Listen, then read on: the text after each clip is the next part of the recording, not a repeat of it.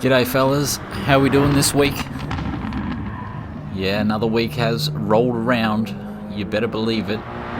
This week it is Group 4 machines at Dragon Trail Seaside 2.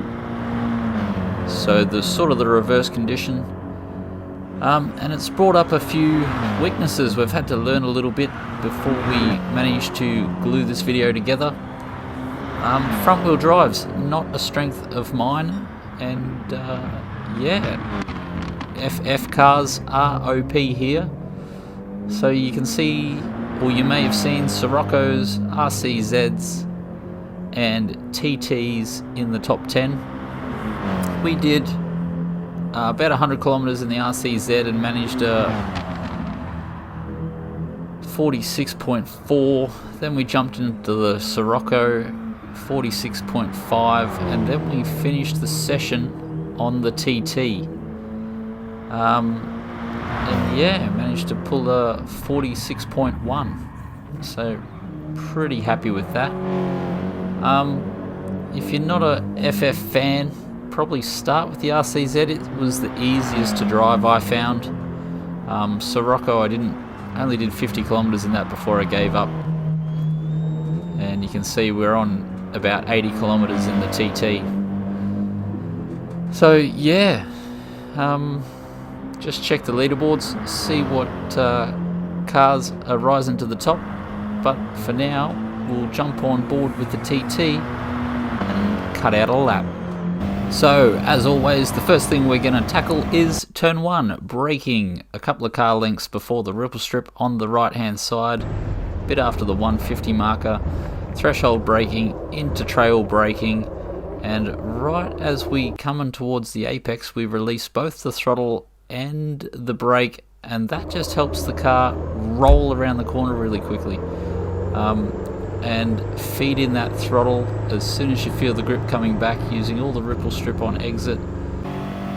And yeah, I really found that releasing both the brake and the accelerator just really helped the car tuck in around the corner. Now, death chicane, this is quite difficult through here. Turning as the front right hand tyre hits the ripple strip, you turn in, it looks like you're going to hit that wall, but the car will just understeer past it. And as you can see, we're entering here at full throttle. Now, I was understeering into the wall on the exit, and I didn't see anyone else doing it, but we give the slightest of slight brakes, and that just allowed the front to grip, and it was straight back to wide open throttle and run all the way to the wall and keep it in wide open throttle. And that was allowing us to carry so much speed through the second part of the chicane and allowing us to finish the first sector in about a 32.6. So braking just after we go under the 100 sign, trail braking down into second on this occasion. Sometimes I was holding third. I just found that click into second for a split second shifts the rear of the car across so we can accelerate earlier. Straight back up into third before the apex and accelerating as quick as possible. So in this lap, this section was pretty average actually. So you can see we take a break from that apex, try and come back to get this one, sort of get it, and then we've sacrificed all our speed by the time we hit the third one. So that was pretty average, but the lap before we managed to nail it. So we're going to go back and have a look at that to give you an idea of what we should be doing. So we're turning in after the second last, or the last shadow before the 50 board. Really trying to hook these right hand side tyres over this curb. That sucks the car back across to the right hand side, opening up the middle of this chicane. Once again, tyres over the top of the curb. That sucks the car back to the left hand side of the road, and that allows us to open up the final part of that chicane to carry maximum speed, run it all the way to the edge of the road, hold fifth, unless you're really struggling. And yeah, that allows us to get to the second sector split 2 kilometers an hour faster and 2.5 tenths quicker than what it was on the original clip I showed you, so you're definitely worth going back and having a look at that section, as it's worth heaps and heaps of time. So now we're braking pretty much under the 100-meter board. Feels like, again, I feel like we broke under a 100-meter board recently. Trail braking, and we flick it into second. Once again, that is just to shift the rear of the car around for me. Straight back into third, so we can accelerate as quickly as possible away. Up into fourth. Pretty easy right-hander here, shouldn't need instructions. Braking right as the ripple strip starts on the right-hand side. Down to fourth. A little bit of trail brake now as we turn in. Holding third, once again using the top of that curb to rotate the car. And this is where I found heaps of time. So run the left-hand side of the tyres on over the top of that curb, and the car won't bounce and shake around, and you'll be able to accelerate a lot earlier on this straight. And there we go, that should finish the lap for you. So now for the full speed run, keeping the car on the right, braking before the ripple strip, releasing the brake before we get on the accelerator, then accelerate as hard as possible using all the ripple strip. Death chicane, turning in as the front tyres hit the ripple strip. Touch a brake, try it without there, only use that if you really have to. That brake, right open throttle for the second part. Braking under the 100 board, trail braking. Try and hold third, but if it's not working, pick up a little bit of second, use all the curb on the exit. Up through the box. Turning at the last shadow. Try and run the tyres over the top of these curbs. That just helps rotate the car. A little bit of a light lift on the last one. Braking under the 100 sign once again. Use the ripple strip before we turn in. Over that ripple strip, or over the apex ripple strip. Using all the curbs on the exit. And we like to use the curb here as well. Just opens the approach angle, tyres over the top of the curb. Left hand tyres on that curb really helps suck the car around to the right, and you won't get any wobble on exit. Got to be worth a few tenths. So this week we're adding bumper cam view for all those bumper view players out there. Yeah, hopefully you guys know what you're looking at here, because I have no idea. Usually there's a couple of dials. Apparently the dials tell you where your tyres are.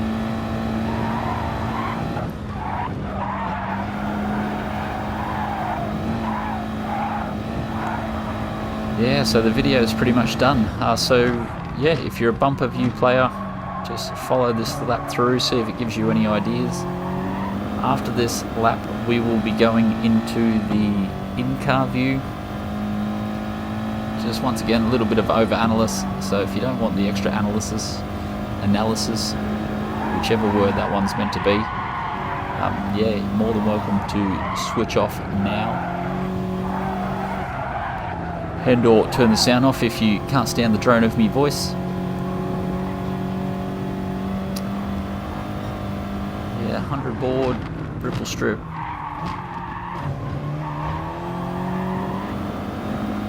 So we're using third on the exits. Gives you a little bit extra grip.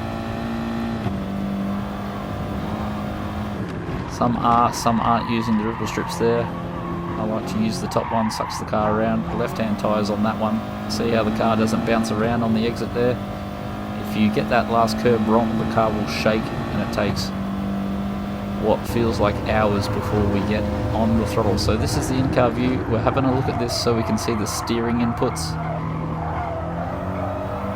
Always a good idea to check your inputs. Make sure you're not over-inputting or under-inputting. Not that my technique is ideal, but it gives you an idea of what's going on when we're producing the lap. How many corrections and adjustments and car load ups there is.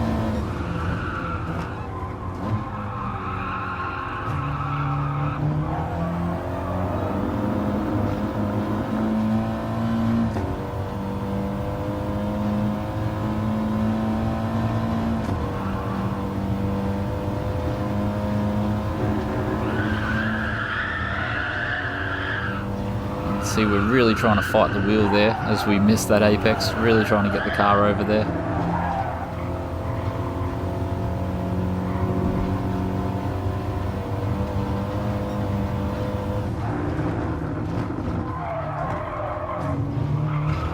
Just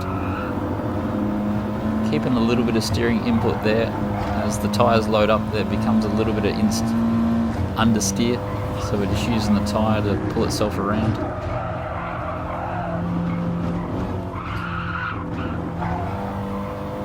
Once again, you can see the car doesn't shake too much.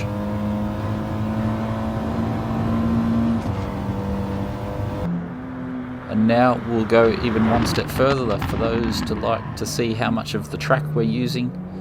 So we use this view, as you can see, pretty much using every last little bit of road we could through turn 1. Dash chicane should run the walls.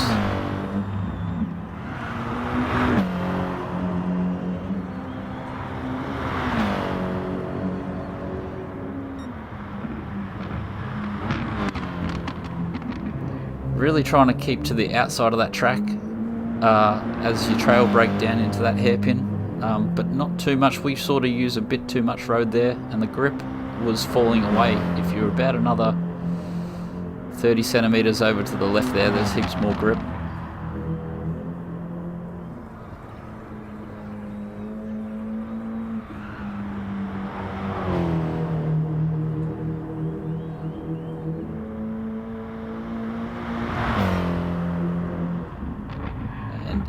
Using the curbs on the outside on entry and exit. Completely jumped that one there. Just use it to shift the car around. We were using all that curb and 200% of that curb. And there we go. If you sat around and analysed all that, you're a soldier. Thanks for tuning in, and I'll catch you next Monday for Race C guides. Cheers, fellas.